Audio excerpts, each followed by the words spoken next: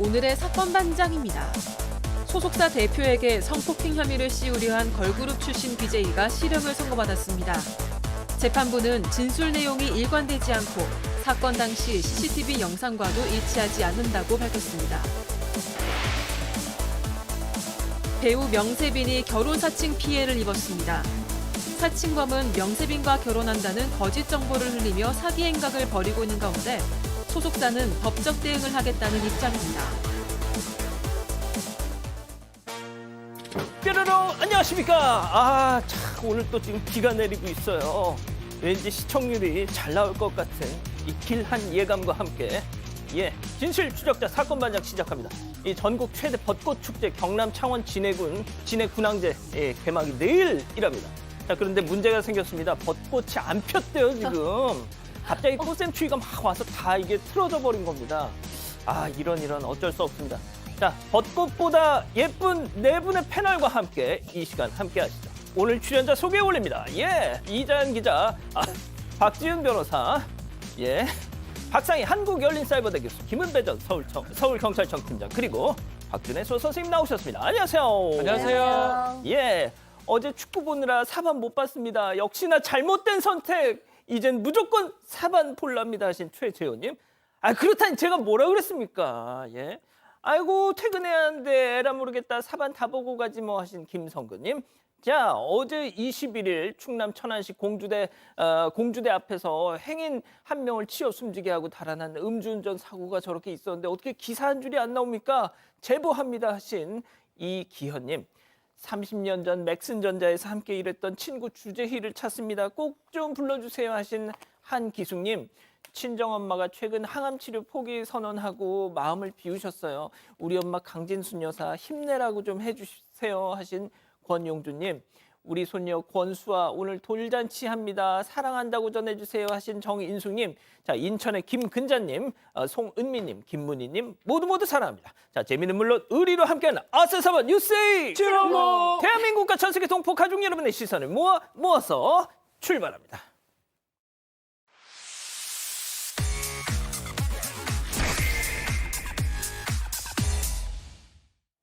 첫 번째 달려보죠. 복작복작한 틈에 쓱입니다. 사방가족께서 제보해 주신 사건으로 시작하죠. 만나보시죠. 자, 오토바이 한 대가 가게 앞으로 저렇게 쓱 옵니다. 자, 그러고 나서 남성이 안을 막 슬쩍 보더니 이상하게 들어가지는 않고 주변을 저렇게 계속 그냥 맴돌다가 말이죠. 들어가진 않아. 자, 그러더니 또다시 힐끗 쳐다보고. 자, 그 사이 분주한 주방 음식에 주문지 붙여서 문 앞에다 저렇게 픽업대에다 탁 올려놓죠. 자, 음식 봉지들이 저렇게 수북이 쌓여 있는데 잠시 후 남성이 가게를 힐끔 보더니 문 열고 들어갑니다. 자, 주문지 확인도 안 하고 그냥 하나를 휙 챙겨 가네요. 자, 어이구 보지도 않아. 자, 그러고는 음식을 저렇게 오토바이에 싣고 출발합니다. 자, 잠시 후 다른 배달 기사가 등장. 하나 남은 음식을 챙겨 나가는데 곧바로 다시 들어옵니다. 사장님, 이거 제 거 아닌데요? 이거 뭐지? 이거 제 거 아니에요, 이거? 그럴 리가 없는데. 그렇습니다. 아까 그 먼저 본 남성 배달 음식 도둑. 자, 식당에서 밥 먹고 튀는 것만 먹튀겠습니까? 이것도 먹튀입니다. 세상에 저거 가로채려고 헬멧 쓰고 스쿠터까지 타고 와서 아이고 정성이다 정성이야. 그 정성으로 공부를 했으면 공부 안 해도 약간만 일해도 사실은 밥 사 먹을 수 있는데요. 자, 지금 보면 얼핏 보면 택배 기사하고 거의 똑같습니다. 복장 자체가. 자, 저런 식으로 택배 기사 같이 해서 배달 음식을 절도당한 사건입니다. 아마 잘못 가져간 음식이라면 바로 연락이 오거나 해야 되는데 지금 경찰 신고한 지 얼마 많이 지났는데도 아직 연락이 없는 그런 상황이라고 합니다. 절도당한 음식은 약 4만 원치라고 하고요. 아이고. 이미 10번 넘게 이런 식으로 음식 절도가 있었기 때문에 CCTV를 설치했고 CCTV를 설치하고 보니까 뭔가 어색하고요. 아마 절도를 했던 것으로 지금 보이는 그런 상황입니다. 아마 이런 일들이 좀 반복되다 보니까 이것을 좀 알려주기 위해서 제보자가 이것을 보낸 것으로 보입니다. 그렇군요.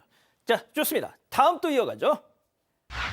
임기척의 CCTV 본입니다. 이번에도 사방가족께서 제보해 주셨는데 아무도 없어야 할 가게에 웬 임기척이. 영상 만나보시죠. 자, 누군가가 불 꺼진 가게 앞으로 저렇게 입장을 합니다. 자, 저걸 보고서 아니 누가 왔나? 사장님이 저렇게 사장님이 언제 나오시려나? 자, 일단 사장님이 나왔네. 그랬더니 왜 남성이 멀뚱멀뚱히 저렇게 있어요? 아이, 지금 영업 안 해요. 몇 번을 말해도 요지부동. 갑자기 그런데 다가오더니 자, 잠깐만. 자, 당신 CCTV에 찍혔어. 빨리 나가는 게. 그제서야 저렇게 백스텝을 밟기 시작하는데 잠시 후에 나 또 왔지롱. 문 열어 빨리. 하지만 이미 문을 잠가 놓으셨어요, 사장님이. 한참을 저렇게 맴돌더니 그제서 포기하고 갑니다. 아, 영상하고 좀 안 맞았는데요. 자, 일단 정리를 하자면 여자 사장님 혼자 가게에 계셨는데 어떤 술 취한 취객이 와가지고 문 열고 들어와서 저렇게 맴돌았다는 거 아닙니까? 네, 상당히 공포스러웠을 수 있는 상황입니다. 저게 지난 19일 새벽이고요. 마사지 전문 업체인데요. 그 제보자인 사장님이 집이랑 매장 거리가 멀어서 그 매장에서 잔 적이 좀 꽤 됐다고 합니다. 그런데 화장실이 이 가게 바깥쪽에 있었다 보니까 영업을 종료하면요, 그냥 불만 꺼놓고 자동문은 그냥 열어두곤 했다는 거죠.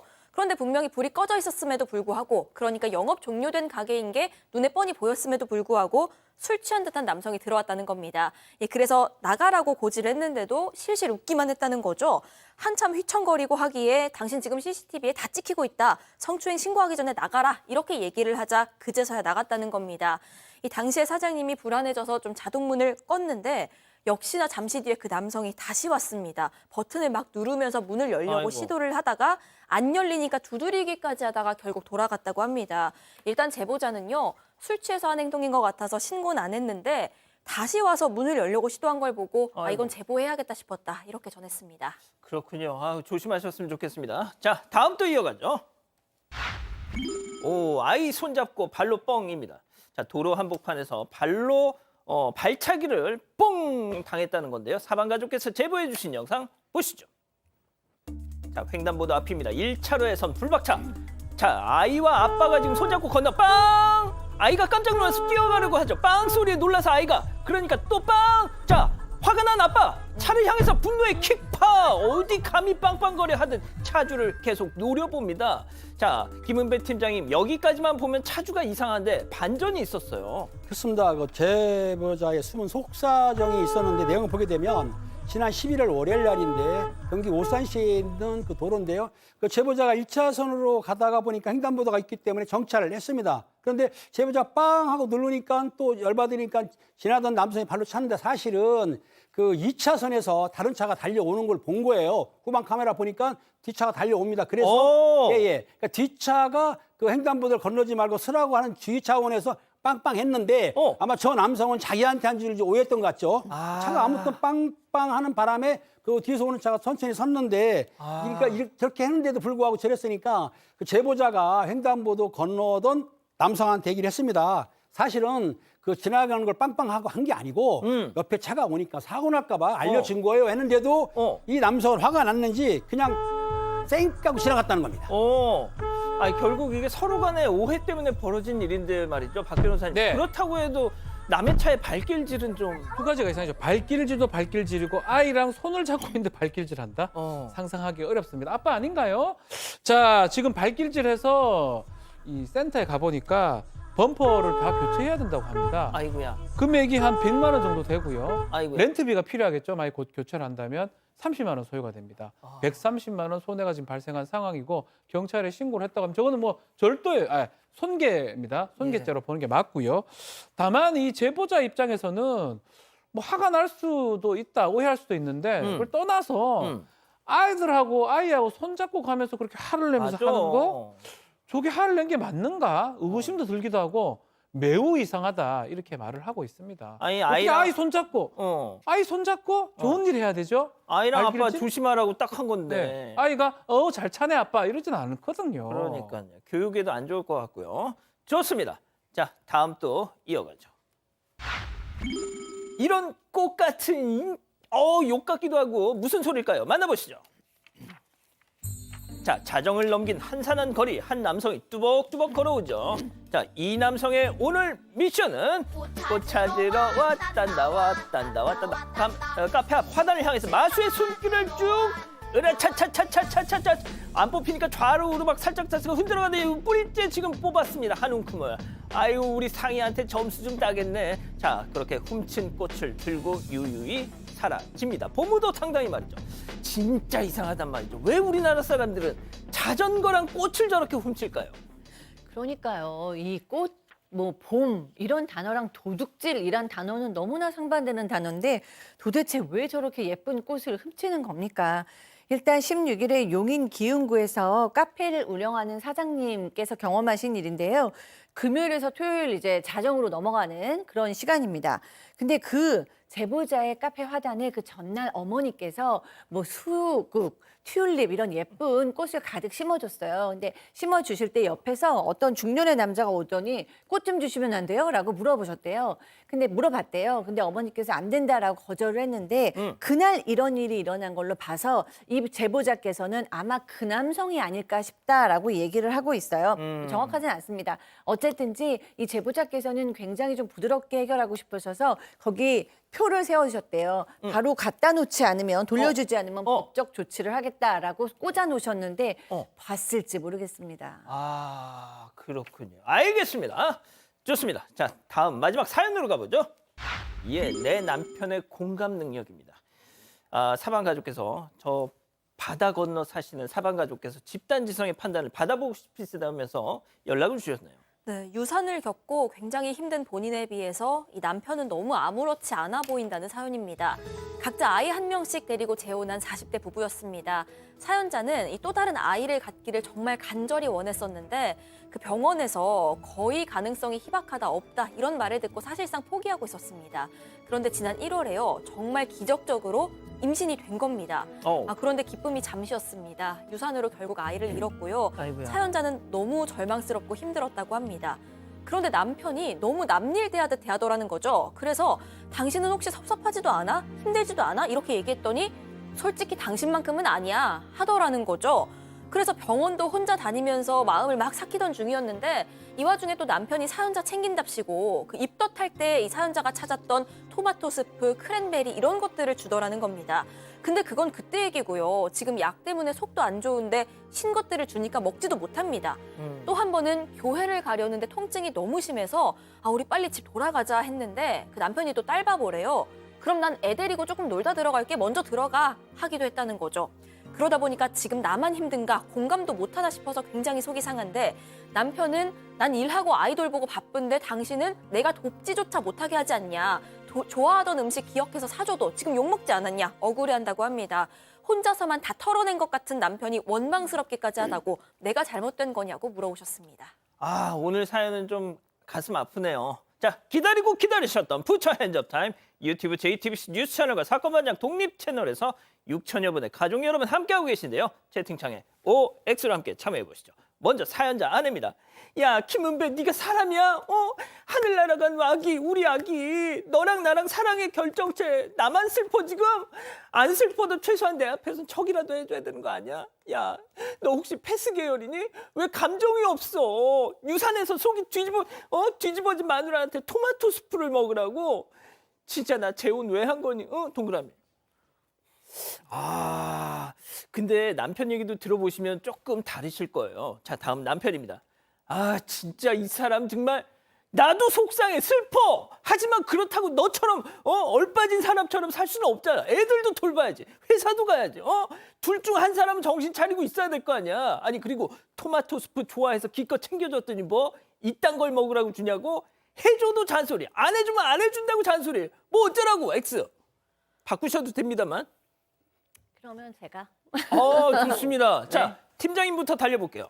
그렇습니다. 자연 유산하게 되면 몸도 마음도 아프고 더군다나 통증도 있고 진통제 드시고 속도 안 좋은 상황에서 남편이 공감 능력하고 배려심이 좀 없는 것 같아요. 얼마나 여성으로서 가슴이 아프겠습니까? 그러면은 좀 위해주고 토마토 주스가 아니고 스테이크를 사줘야 되죠. 자, 어떻든 간에 아내한테 잘해야 되는데도 불구하고 혼자만 따라가 논다. 이 아내가 슬퍼하는 건 당연한 거기 때문에 남편분께서 절대로 이러시면 안 됩니다. 아내를 위해서 좀 더 다른 방법으로 해서 이벤트를 해서 아내를 즐겁고 또 기쁘게 해주는 게 전 도리라고 봅니다. 자, 박 변호사님. 이벤트까지도 필요는 없을 것 같습니다. 지금 아내가 필요한 거는 공감할 수 있는 그런 부분이거든요. 공감은 뭐 저도 사실은 그렇게 잘 못하지만 어떻게 어디 뭐 박상희 소장님이나 배워보면 반복하면 된다고 하더라고요. 뭐 메아리처럼. 만약에 뭐 나 지금 기분 나빠, 아 기분 나빠, 나 지금 교회 가, 교회 가 이렇게 반복할 수 있는 어쩌면 단순한 건데 그 정도만 해줘도 아마 아내분께서 만족할 건데 그 정도도 지금 못 해주는 게 아닌가 생각이 들고 그렇기 때문에 그 불만 때문에 이렇게 사연을 주신 것 같거든요. 남편분 뭐 어렵지 않다면 아내를 사랑한다면 단순하게만 호응을 좀 해주신다면 될 것 같습니다. 그렇군요. 자, 이제 교수님 의견이 네. 좀 궁금하네요. 저도 맨 처음에는 이제 아내 편의 속을 들었잖아요. 근데 남편 편으로 간 이유가 사실은 아내가 유산을 하면 여성이 유산을 했을 때 그 마음 아픈 거는 남성들은 상상도 할 수 없을 수도 있어요. 그러니까 사실 묻지도 않고 따지지도 않고 아내를 위로하고 공감해 줘야 되는 게 맞죠. 그래서 제가 이렇게 했는데 왜 X를 했냐면 네. 아내께서 생각하신 것처럼 남편이 너무 비공감적이거나 차갑거나 나쁜 남편 같지는 않아요. 왜냐하면 남편이 토마토 스프나 크랜베리를 그래도 가져줬다는 건 임신했을 때 이 부인이 이걸 너무 좋아했다는 맞아, 거잖아요. 근데 남자들이 그 임신을 해서 뭐 유산을 하면 그런 걸 주면 안 되고 좀 부드러운 걸 줘야 된다 이런 거 아는 남자들이 이제 거의 없을 거예요. 그래서 마음으로는 그때처럼 아내가 이걸 맛있게 먹으니까 내가 맛이 좋아하는 거 해줘야지라는 생각이었을 것 같아요. 그리고 딸 아버라서 이 아내보다 딸을 훨씬 좋아해서 아내는 내팽개치고 딸만 좋아했다는 생각은 별로 안 들고 이 남편은 아내도 중요하니까 아내도 계속 먹을 것도 챙겨주고 뭐 이렇게 하는데 이제 또 딸이 어리기도 하고 딸이 사실은 이 남편으로부터 온 재혼 가족이니까 딸이잖아요. 그럼 딸이 상처를 받았던 딸이니까 이제 교회를 가거나 학교를 갈 때 가능하면 좀 챙겨주려는 아빠 마음이었을 것 같아요. 그래서 남편의 마음도 그렇게까지 뭐 패스 계열이라던가 냉정한 사람은 아닐 것 같다는 생각에서 좀 남편 편 들어줘아 보았습니다. 그렇군요. 자, 우리 가족 여러분들도 각자 많은 말씀 주고 계시네요. 네, 일단 나그마님은요. 아이를 잃었을 때 산모가 얼마나 힘들어하는데요. 남편이 조금 잘해주시지 그러셨어요 하셨고요. 바른사람님, 아이 잃은 슬픔 남자는 모르는 게 있습니다. 따뜻하게 안아주고 감싸주세요. 너무 냉정합니다 하셨습니다. 하지만 권동원님은요. 남편도 힘들 거예요. 근데 티를 안 내는 겁니다. 들어도 괜찮은 척해야 아내분이 그나마 덜 힘들까 봐요. 이런 의견 주셨습니다. 그렇군요. 알겠습니다. 자, 사건반장 제보 메일과 카카오톡 사건반장 제보 채널에서는 많은 사연과 제보 기다리고 있습니다. 자, 경북 의성군 옥산면 사시는 윤정섭님 보고 계신가요?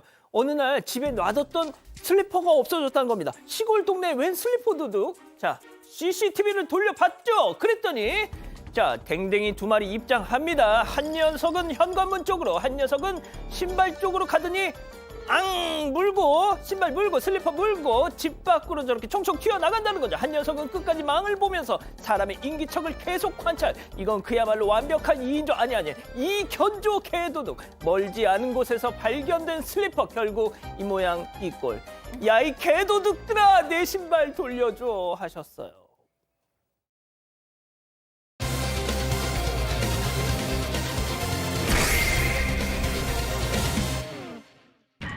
소속사 대표에게 성폭행 혐의를 씌우려 한 걸그룹 출신 BJ가 실형을 선고받았습니다.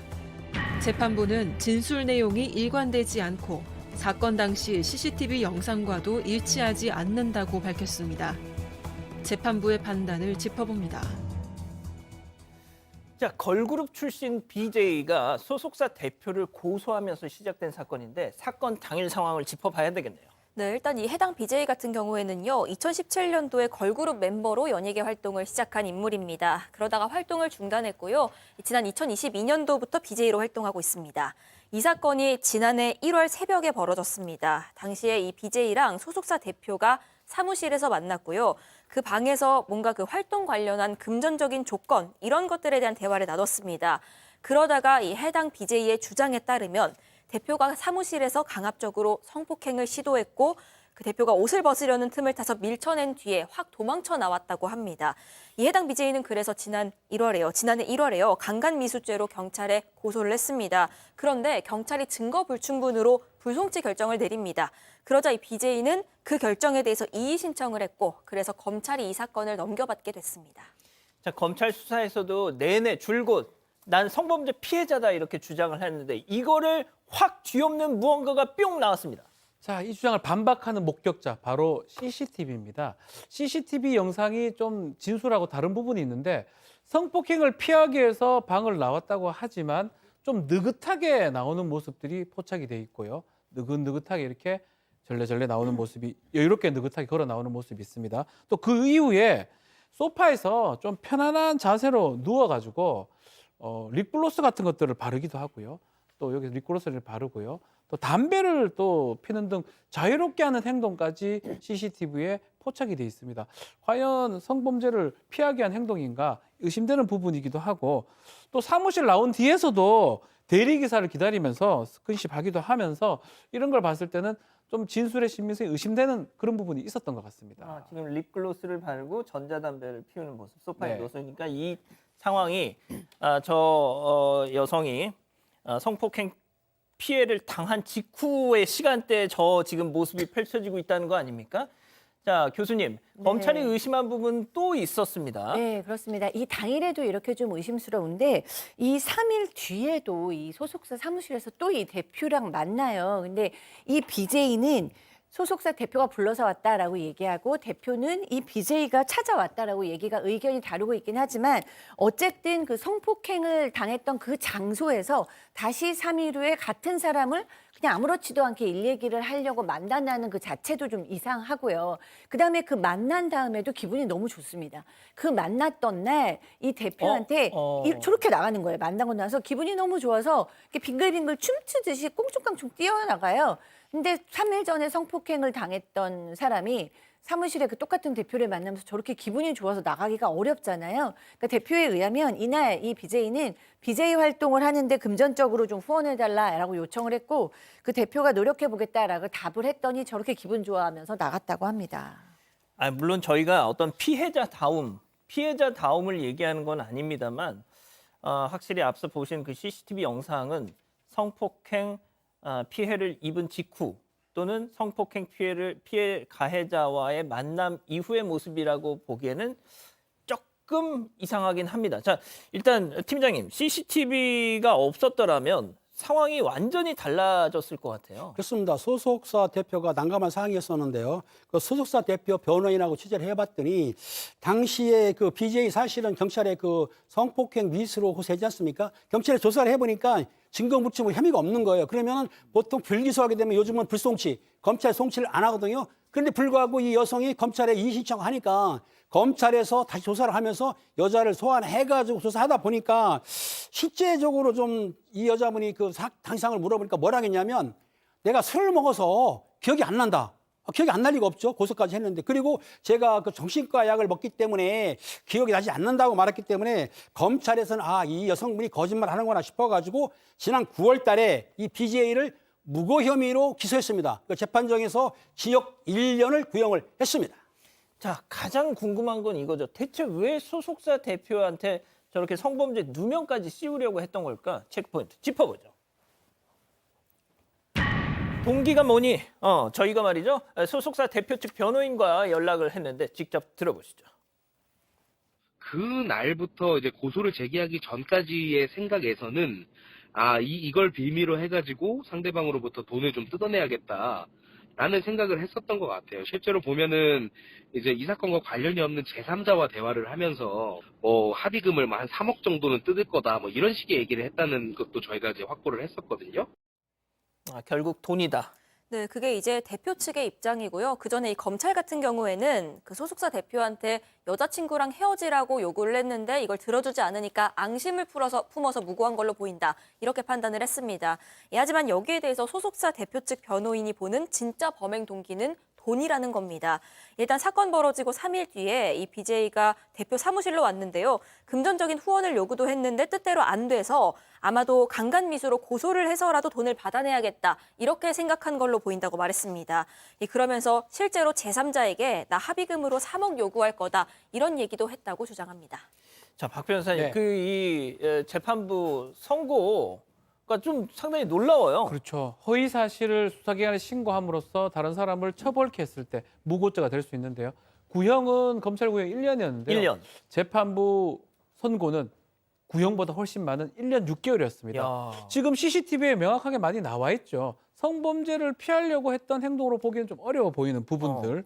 또 재판부가 그게 지금 직후 상황이잖아요. 직후에 와서 저렇게 느긋하게 걸어가고 옷 찾고 누워서 립글로즈 바르고 담배 피고 그런 모습들이 사실은 재판부가 이해할 수가 없다, 거짓말이다라고 지적을 하면서 너무나 자유로운 행동을 지금 보인다라고 합니다. 더더욱 이제 문 근처에서 범행이 이루어졌는데 도망치지도 않고 소파에 누워서 스킨십도 하는 부분도 이해할 수 없다라고 하면서 피고인 진술 내용 자체가 일관되지 않고 계속 바뀌고 CCTV 영상하고도 맞지 않고 전반적인 태도하고 입장을 보면 친미성이 낮기 때문에 상당히 죄질이 불량하다고 본 것 같습니다. 목표가 만약에 돈 합의금이었다 그러면 이거는 문제가 있다고 봐서 구형 1년에도 불구하고 허허. 1년 6개월 선고하면서 법정 구속까지 했습니다.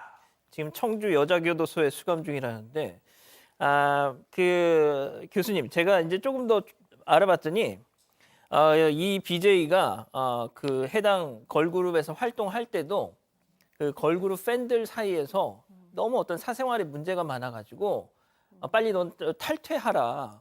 왜 다른 멤버들 또 이 그룹에 피해를 주느냐 하는 또 뭐 논란이 좀 있었더라고요. 그렇군요. 네, 뭐 개인의 사생활을 가지고 우리가 뭐 추측하기는 어렵지만 어쨌든 이번 사건은 저는 형이 가벼워서는 안 된다고 생각을 하고 있어요. 왜냐하면 저는 성폭행을 당했던 여성도 만나본 적이 있고 무고 고소를 당했던 남성도 만난 적이 있는데 둘 다 정말 평생의 충격이 될 만큼 트라우마나 고통 속에 있는 게 사실이거든요. 그래서 성폭행을 당한 사람이 평생 트라우마 고통에서 살듯이 또 억울하게 성범죄자가 될 뻔한 사람도 평생을 정말 범죄자로 살 뻔한 그런 두려움과 고통이 있어요. 그래서 성범죄나 무고 둘 다 저는 엄벌에 쳐야 된다고 생각을 하는 사람이고 이 여성도 이것이 지금 이 본인의 죄값은 받아야 되는 게 맞다고 생각합니다. 예.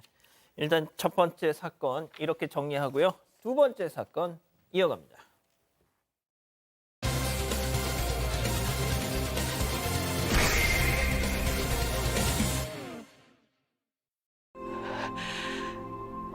나쁜 자식. 너는 그런 말 할 자격이 없어. 드라마 닥터 차종숙에 출연해서 인상적인 연기로 큰 인기를 끌었던 배우 명세빈 씨. 그녀가 교제 중인 연인과 곧 결혼을 앞두고 있다는 소문이 돌았습니다. 한 남성이 명 씨와 살 신혼집을 구하러 다니고 프로포즈 선물을 사러 왔다는 목격담이 있었기 때문인데요.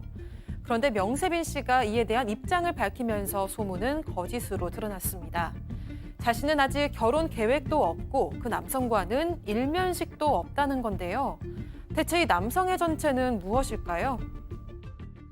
자, 뭐 배우 명세빈 씨를 뭐 더 설명할 필요는 없을 것 같은데 최근 결혼설이 돌았는데 이것 때문에 오히려 고통을 받고 있다. 네, 이 배우 명세빈 씨가 1975년생인데요. 결혼하지 않은 상태입니다. 그런데 그런 명세빈 씨랑 결혼할 계획이라고 주장을 하고 있는 50대 남성이 강남 일대를 돌아다니고 있다는 겁니다. 최근에 서울 강남구에서요, 로드숍을 운영하고 있는 한 사장이 있었습니다. 그런데 이 로드숍에 웬 남성 고객이 와서는 내가 명세빈이랑 결혼할 예정인데 프로포즈 선물로 스카프를 사겠다. 이런 얘기를 했다는 겁니다. 어허. 묻지도 않았는데요. 그러면서 내가 무슨 홀딩스라는 회사의 이모 회장이라고 하는데 5월에 식을 올릴 계획이다. 그리고 뭐 난자까지 냉동했다. 이런 얘기를 늘어놓습니다. 그런데 이 사장도 의아했던 게 대중에게 굉장히 잘 알려진 톱스타인데 그런 톱스타에게 프로포즈를 하겠다고 하는데 무슨 명품도 아니고 이런 로드숍에서 가장 저렴한 스카프 사는 게 좀 이상했다. 이렇게 얘기하고 있습니다. 아니 뭐 톱스타도 뭐 로드숍에서 저렴한 거 살 수 있죠. 그런데 이게 좀 뭐 하는 말이 워낙 좀 뜬금없으니까 팀장님. 그런데 나 뭐 묻지도 않았는데 저 명세빈 씨 아시죠? 명세빈이랑 결혼합니다. 이걸 뭐예요 도대체 이게? 그렇습니다. 자기 자랑을 했는데요. 그 50대인 이 씨가 로드샵 사장에게 갑자기 가게가 마음에 든다면서 10억을 투자할 테니 법인으로 전환을 해라. 그리고 자신이 1년 6개월 전에 그 강남 역세권에 상가를 매입했는데 프랜차이즈 한 뒤에 활용하라고 했다고 하는데 이 가게 사장이 보니까 이게 말이 좀 이상한 거예요. 그래가지고 등기부 등본을 확인해 봤더니 이놈이 좀 거짓인 거예요. 그래서 다시 알아봤더니 인근 부동산에 가서도 뭐라고 했냐면 그 집과 가게를 계약할 예정이라고 하면서 계약서를 썼는데 그렇게 얘기해놓고는 실제로 계약을 하지 않았기 때문에 아마 주변에 그렇게 명세빈 씨를 팔고 다니면서 거짓을 이렇게 거짓 소문을 내는 것 같습니다. 뭐 수상한 행각이 여기서 그치지는 않았겠죠, 교수님? 네, 그리고 실제로 이제 피해자들이 있었어요. 계약을 하지는 않았지만 계약서를 쓴 사람들이 나타난 겁니다. 2022년에는 강남에 있는 어떤 집을 팔고자 하는 금매를 내놓으신 분이 이 사람을 만나서 일단 계약서를 씁니다. 그러면서 여기 이 집에서 제가 영세빈 씨하고 신접 살림을 차리겠다라고 얘기를 하는 거예요. 그리고 계약서를 쓰고 나서 계약금을 입금해야 되는 날부터 종적을 감춘 겁니다. 근데 거기에 계약서에 이제 중요한 개인 정보도 있어서 계약서 돌려달라고 했지만 도리어 욕설과 조롱이 섞인 문자만 왔고요. 차단도 당했다고 합니다. 그리고 그 다음에 2023년에도 같은 비슷한 일이 있었는데요. 또 그때도 계약서를 하면서 내가 명세빈 씨를 24년 동안 사랑하다가 드디어 이제 우리가 결실을 이룬다 막 이렇게 얘기를 했고요. 그런데 계약서를 썼기 때문에 이 집주인께서는 다른 집을 가계약을 한 거예요. 그래서 이쪽에 계약금을 또 낸 거예요. 그리고 원래 집은 매매를 할 기회를 놓쳤는데 역시 종적을 감춰버렸다고 합니다. 박 변호사님, 네. 그 많고 많은 여자 연예인 중에 왜 하필 또 명세빈 씨? 보통 이러면은 그러게요. 약간의 뭐 일면식은 있거나 뭐 심지어 사진이라도 한 장 찍었거나 네. 어. 전혀 일면식이 없습니다. 어. 그리고 뭐 기업 회장이거나 그러지도 않고요. 명세빈 씨가 작년 6월 초에 SNS 통해서 이렇게 입장을 좀 밝힌 바가 있는데 이런 소문이 있는데 아니다. 법적 대응하겠다라고 얘기를 했던 바가 있고요. 지금 알아보니까 이제 이 씨라는 사람 실제 직업은 대리기사라고 해요. 아이고. 그리고 부동산 계약이 이제 불발됐기 때문에 피해자가 있잖아요.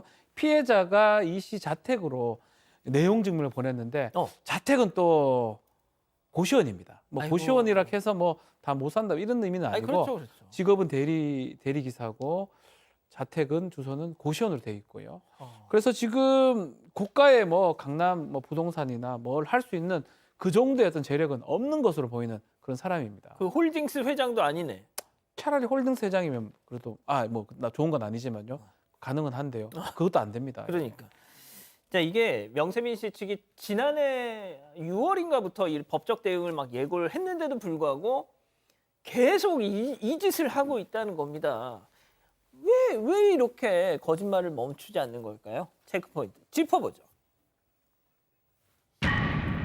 그 이유, 목적을 몰라서 더 두렵다는 겁니다, 교수님. 네, 그렇습니다. 이제 뭔가 이유나 목적이나 동기를 알 수 없을 때 사람의 불안감이 더 증폭이 되거든요. 근데 이 남성이 직접적이고 구체적이게 금전 피해를 또 입힌지는 아까 한 거는 다른 집에 계약을 해서 계약금을 낸 거니까 직접적인 또 금전 피해는 아닌 거예요. 그러니까 구체적으로 직접적으로 금전 피해를 입은 사람이 없고 또 명세빈 씨를 직접적으로 찾아오거나 스토킹을 한 것도 아니고 이러니까 도리어 이제 고소를 하거나 뭐 신고를 할 수도 좀 없는 상황이에요. 그런데 이런 식으로 계속해서 너무 오랫동안 명세빈 씨를 팔고 다니니까 이 명세빈 씨와 소속사 쪽에서는 더 불안하다라고 지금 느끼고 이 사람에 대해서 뭐 고소를 하거나 제보를 하거나 하자고 하는 사람들도 정확하게 뭐를 얘기해야 될지 모르니까 좀 불편해하고 있고 그런 상황이라고 합니다.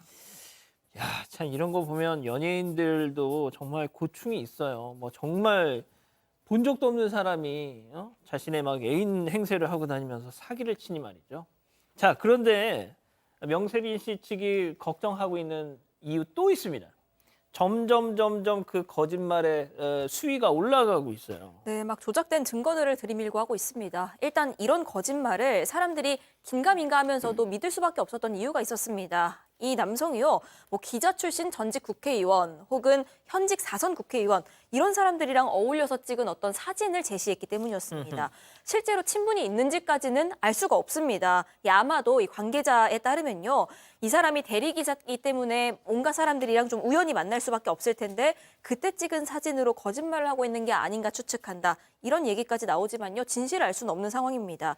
게다가 소속사에도 제보가 계속 들어오고 있는데 이 와중에 그 본인이 회장으로 있다고 한 무슨 홀딩스, 그 홀딩스의 그 부회장으로 명세빈 씨가 재직하고 있다면서 조직도까지 조작을 해서 보여줬다는 겁니다. 그렇기 때문에 소속사 측에서는요, 이거 처음에는 좀 단순 장난 수준이다 이렇게 생각을 했는데 이거 정말 큰 사고 터질 것 같아서 너무 걱정하고 있는 상태다 얘기하고 있습니다. 제가 박 변호사님께 먼저 여쭤볼게요. 네. 이거 놔두면 안 되잖아요. 자, 근데 좀 애매합니다. 금액이 정확하지 않기 때문에 사기죄도 안 되고요. 명세빈 씨한테 직접 와가지고 뭔가 괴롭히면 스토킹 처벌법 위반이 될 수 있는데 직접 하지는 않습니다. 그렇죠. 그래서 지금 하는 것 자체가 나 명세빈하고 사귄다, 결혼한다, 명예훼손 정도 하고 업무방해 정도밖에 안 됩니다. 그래서 코스모 엔터테인먼트에서 지금 이 씨를 명예훼손하고 업무방해죄로 고소를 했는데 최근에 진행된 재판에 출석을 하지 않았다고 해요. 4월에 이제 2차 공판이 열리는데 그때를 봐야 되는데 약간 두려운 것 같아요. 왜 이렇게 하는 것도 잘 모르고 또 피해가 계속 커질 수도 있고 뭐 제가 아는 또 연예인 중에 이런 경우도 있습니다. 아, 진짜. 사실은 약간 정신적 그런 부분도 있는 것 같기도 하고요. 확인이 안 되기 때문에 또 적극적으로 대응할 수도 없고 좀 어려운 상황으로 보입니다. 그 교수님 진짜 정신적으로 문제가 있는 건가요? 지금 이 사람이 경찰 조사를 받으러 가서도 뭐 이렇게 얘기했다고 해요. 나 거짓말 아니다. 거짓말 아니고 나 명세빈 씨랑 사귀는 사이가 맞다라고 얘기를 했다고 해요. 그러니까 이렇게 정말로 이렇게 믿고 있다면 우리는 이 사람이 애정망상, 그러니까 유명한 그 누구랑 난 진짜 사랑하고 있고 명세빈 씨는 남한테도 얘기 안 해서 그렇지 사실 그녀는 나를 사랑해 이렇게 생각하고 있는 망상이 있을 수 있고요. 또 리플레이 증후군이라고 하잖아요. 우리가 계속해서 거짓말을 하는데도 자기는 거짓말을 믿고 있는 그러니까 정신적 어떤 그 이상의 어떤 원인이 있을 수 있고요. 그렇지 않다고 또 하면 아까 뭐 사람들한테 욕설을 하고 조롱의 문자를 보내고 이런 또 자랑을 하고 이런 걸 보면 또 이런 걸 좀 재밌어하고 인정받는 걸 즐기나 이런 생각이 들고 또 지금 당장은 뭐 스토킹이나 사기 피해가 크진 않다고 해도 이렇게 계속해서 진화 발전하다 그러니까. 보면 사기가 될 수도 있고 스토킹 피해가 될 수도 있잖아요. 그래서 정신적 이유가 있는 것인지 뭐 그런 이유가 아니고 단순 사기나 장난인지는 모르겠지만 어쨌든 명세빈 씨도 그렇고 앞으로 나올 피해자들도 있을 수 있기 때문에 이 사람의 이 행동을 더 이상 못하게 막아야 되는 건 확실한 것 같습니다. 그러니까 말이죠. 알겠습니다. 자, 두 번째 사건 정리하고요. 별별연구소 이어갑니다.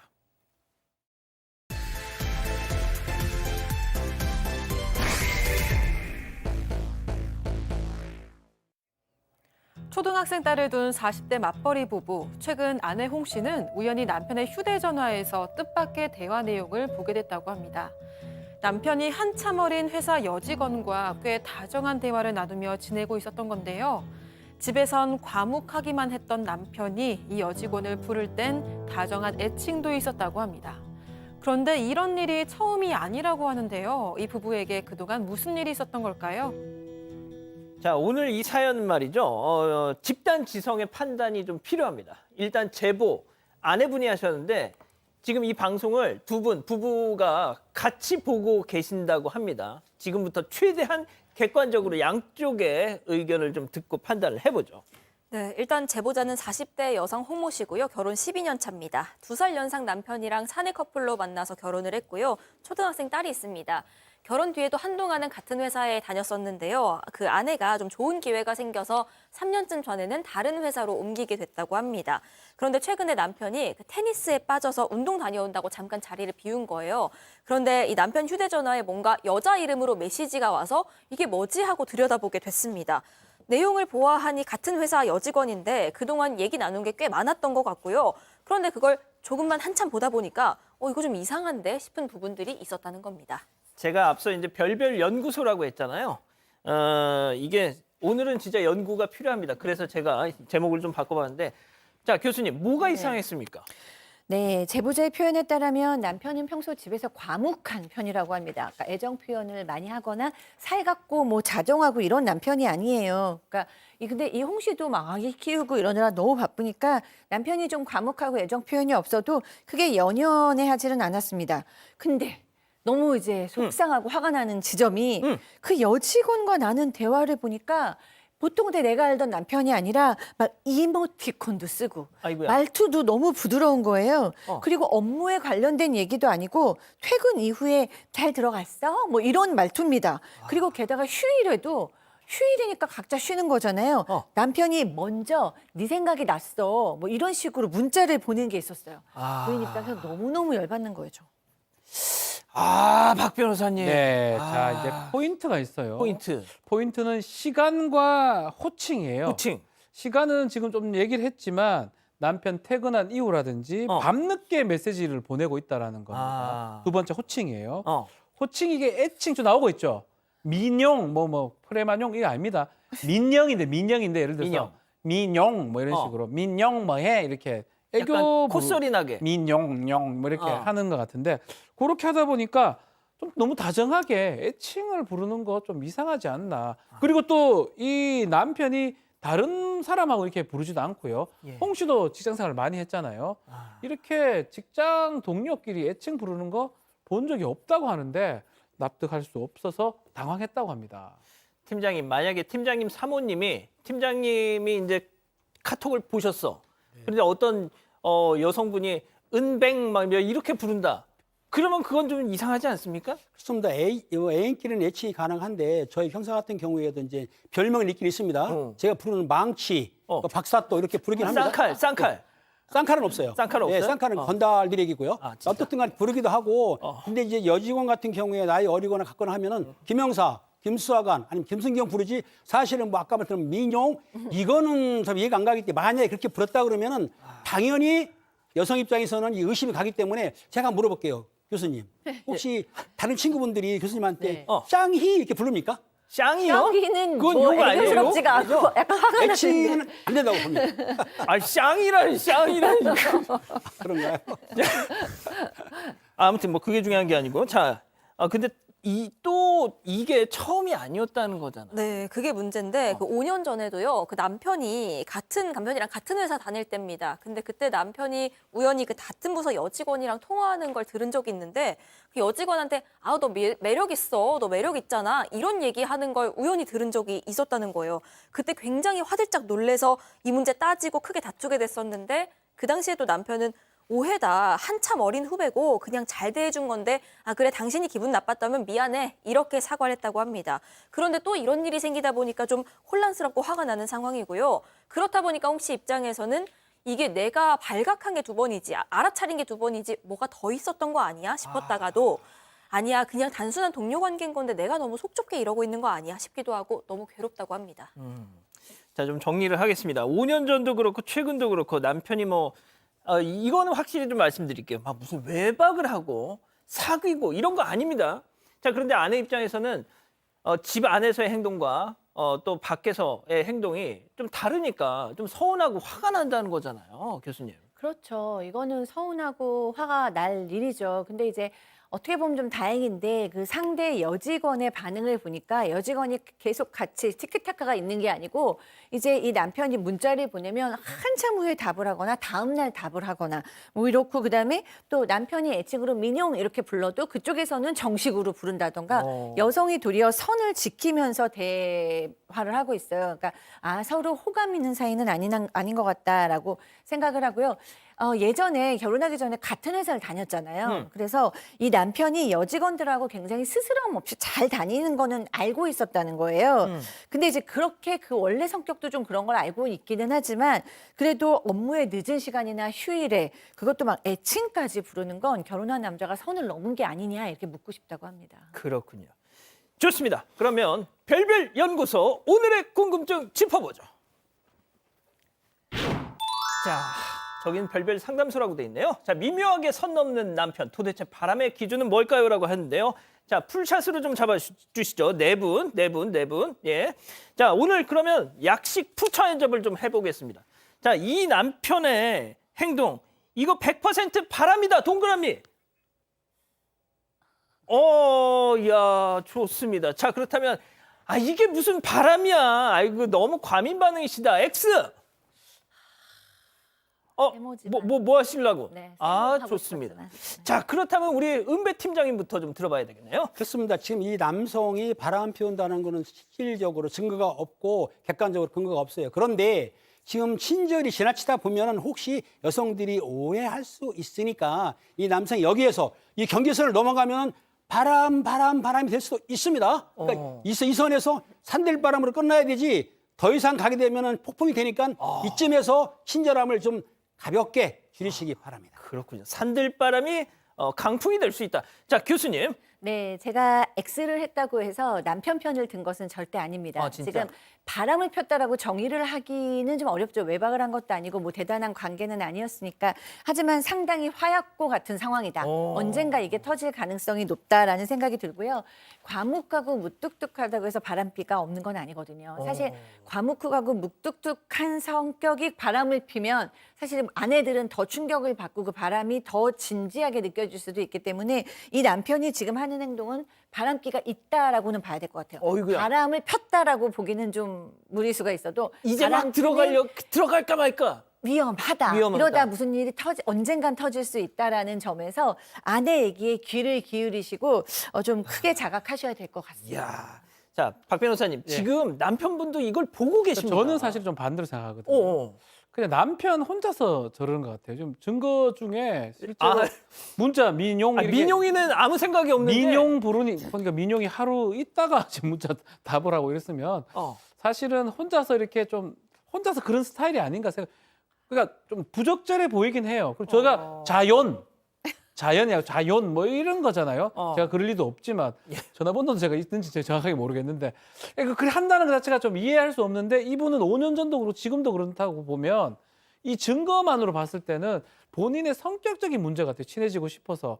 그게 뭐 옳고 그름을 떠나서요. 뭐 바람을 피고 있다고 저는 보기는 어렵다고 생각이 들고 다만 이제 아내분께서 싫어하시니까 보고 계시면 민영입니다. 민용이 아니고 아내한테나 그렇게 하시고 자연 아니에요. 자연이고요. 쌍이 아니고 상입니다. 정확하게 호칭을 해야 되지 왜 엉뚱한 호칭을 합니까? 그런 걸 고칠 필요가 있을 것 같아요. 그렇군요. 밤에 문자하지 마시고요. 그렇군요. 자, 그러면 유일하게 이거는 바람 맞다라고 했잖아요. 네, 근데 저희가 앞서 유튜브에서 제한적인 정보만 가지고 제가 좀 얘기를 나눠봤을 때는 이게 손바닥이 맞지 않지 않았냐, 그럼 바람은 아닌 것 같다 이렇게 말씀을 드렸었는데 사연을 다 듣고 보니까 아내분이 너무 속상하실 것 같고요. 그런 말이 있더라고요. 그 객관적인 기준이 있는 게 아니라 배우자가 속상하면 바람이다. 그런 기준에서는 이거 바람이라고 봐야 한다라는 생각이 좀 들었습니다. 자, 이거 저희가 투표를 한번 해봤어요. 네, 역시나 말씀드린 대로 좀 제한적인 정보만 드리고 투표 받아봤는데 그래도 92%가 설마? 이거 바람 맞습니다. 민용. 정서적 외도입니다. 이렇게 말씀을 민용. 하셨습니다. 민용. 그렇습니다. 하지만 8%는 뭐 스킨십이 있는 것도 아닌데 이런 의견 주셨는데요. 그보다 실시간 댓글 전해드리겠습니다. 체리블라썸님 정신적 외도 맞습니다 하셨고요. 먼지님 회사 밖에서 애칭 써가면서 톡 주고받는 거 아무 일도 아닌 게 아니잖아요 하셨습니다. 게으르네님도요. 바람 말고요. 좀 껄떡거린다 뭐 이런 선택지는 없을까요? 이런 의견도 주셨습니다. 아니, 그래도 오늘 이 방송을 계기로 거기서 스톱하실 것 같아요. 자, 별별 연구소 이렇게 정리하고요. 글로벌 픽 이어갑니다.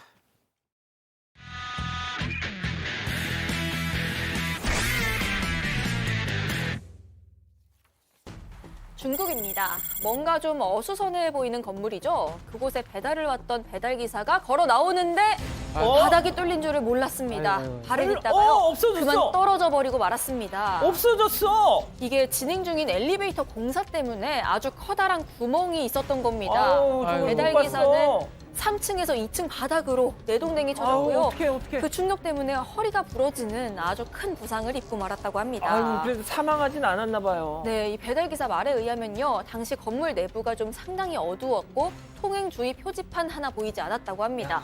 이 배달기사는 병원으로 옮겨졌고요. 큰 수술을 잘 마치고 다행히 현재는 회복 중이라고 합니다. 정말 다행입니다. 다음은 미국으로 가보시죠.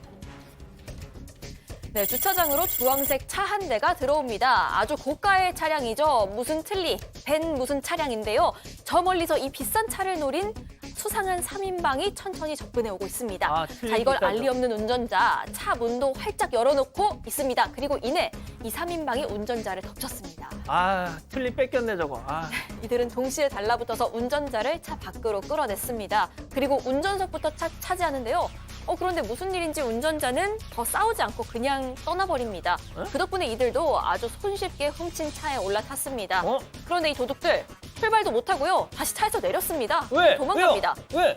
운전자가 그냥 도망친 게 아니었거든요. 그럼요. 도둑들이 덮친 순간에 차 키를 주머니에 쏙 챙겨서 일부러 멀리 달아놨던 거죠. 세상에. 그러니까 시동조차 걸 수가 없었던 겁니다. 와. 아주 순간의 기지로 차를 지켜낸 운전자는 다행히 다친 것도 없었다고 하고요. 바로 어제 이 문제 3인방 중에 2명이 체포가 됐는데 10대들이었다고 합니다.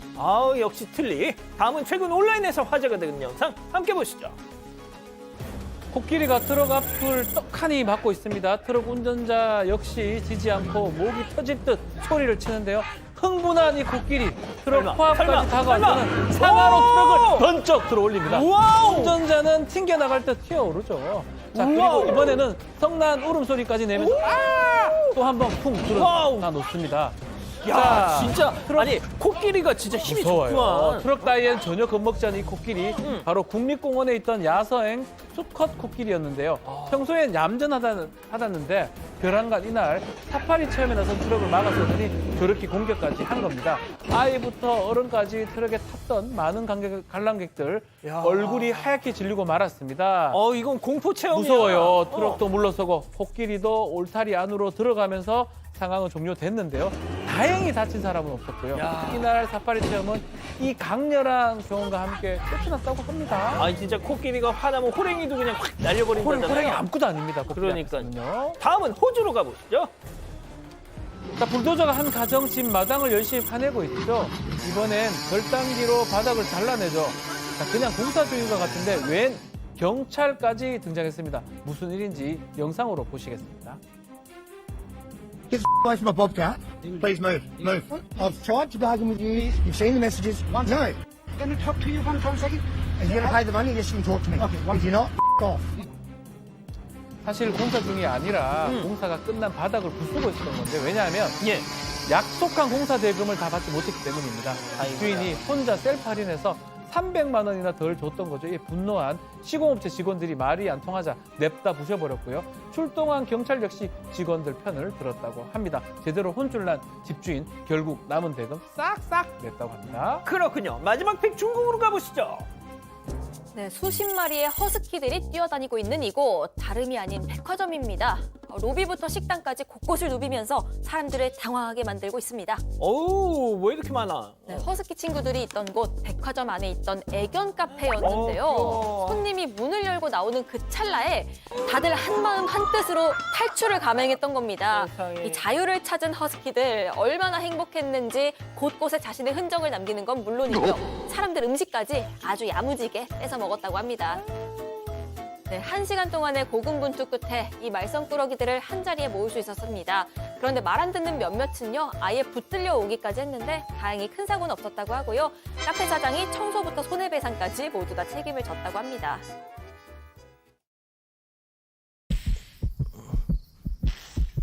답답한 코막힘. 새로워진 오트리비네스로 해결하세요. 단 25초 만에 작용하여 코막힘을 빠르게 해결합니다. 오트리비네스로 굿나잇. 코막힘엔 새로워진 오트리빈 S. 하리보 스타렉스다. 엄청 맛있고 말랑말랑하지롱. 레몬 맛과 사과 맛이 합쳐오면 완전 맛있어. 우와, 내 스타맥스. 이야, 함께해요 모두 다 행복해요 하리보. 사랑하는 사건반장 가족 여러분, 행복한 주말 보내시고요. 저희는 다음 주 월요일 위클리 사건반장과 본방으로 다시 찾아뵙겠습니다. 안녕히 계십시오.